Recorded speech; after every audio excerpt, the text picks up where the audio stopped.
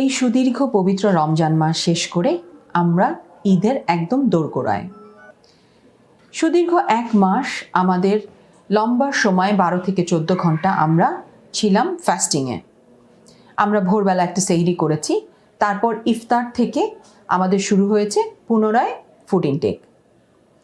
এক্ষেত্রে একই সাথে ঈদের সময় সকাল থেকে শুরু হবে আমাদের হরেক রকম ইমপ্রুভড ডায়েট দিয়ে আমাদের ফুড হ্যাবিট। একটু লক্ষ্য করলেই বুঝতে পারবেন সুদীর্ঘ এক মাস আমাদের ডাইজেস্টিভ সিস্টেম যেভাবে তার কাজগুলো সম্পন্ন করেছে, একটি দিনেই কিন্তু তা সম্পূর্ণ পরিবর্তন হয়ে যাবে। এর জন্য আমরা প্রায়শই দেখতে পারি যে ঈদ, স্পেসিফিকলি রোজার ঈদের পরবর্তীতে অনেক ডায়াবেটিক পেশেন্ট অথবা হাইপার কোলেস্টেরলের পেশেন্ট অথবা বিভিন্ন GI tract related diseased patient, তারা নানা রকম সমস্যা নিয়ে আমাদের কাছে আসেন। আমরা যদি একটু সাবধানে আমাদের এই ঈদটাকে শুরু করতে পারি, ঈদের ইমপ্রুভড ডায়েট দিয়ে আমাদের খাদ্যাভ্যাসটাকে একটু সতর্কতার সাথে অবলম্বন করতে পারি, তাহলেই কিন্তু আমরা এই সমস্যাগুলো থেকে নিজেদের মুক্ত রাখতে পারবো।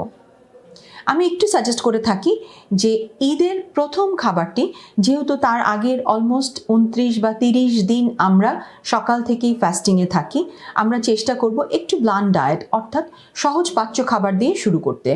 আমরা জানি ঈদের খাবার আমরা অনেকেই মিষ্টান্ন দিয়ে শুরু করি, সেক্ষেত্রে যদি ফলের তৈরি কোনো মিষ্টান্ন অথবা ফলের রস অথবা খুব বেশি ঘন দুধের না হয়ে একটু লাইট, একটু মিল্ক বেসড কোনো ডেজার্ট দিয়ে আমরা সকালের খাবারটি শুরু করি, তাহলে কিন্তু সেটা আমাদের জন্য কিছুটা হলেও সহজপাচ্য হবে। তার পরবর্তীতে ঈদের সারাদিনের খাবারের ভেতরে আমাকে লক্ষ্য রাখতে হবে অবশ্যই যাতে ফাইবারের উপস্থিতি থাকে, অর্থাৎ ফল এবং সবজিযুক্ত খাবারগুলো যাতে থাকে, যা আমাদের ডাইজেস্টিভ সিস্টেমকে সহায়তা করবে খুব সহজেই অন্যান্য খাবারকে ডাইজেস্ট করতে। এর পাশাপাশি খুব গুরুত্বপূর্ণ একটি বিষয় হচ্ছে প্রোবায়োটিক, যা আমরা পেয়ে থাকি দই থেকে। তো ঈদের সব ধরনের খাবারের পাশাপাশি যদি আমরা রেসিপিতে একটু দই ব্যবহার করি অথবা মিষ্টি দইটাকে ডেজার্ট হিসেবে রেখে থাকি, তাহলেও কিন্তু এই ঈদের খাবার আমরা খুব সহজেই ডাইজেস্ট করতে পারবো এবং খুব সুষ্ঠু সুন্দরভাবে এই পবিত্র ঈদটি পালন করতে পারবো।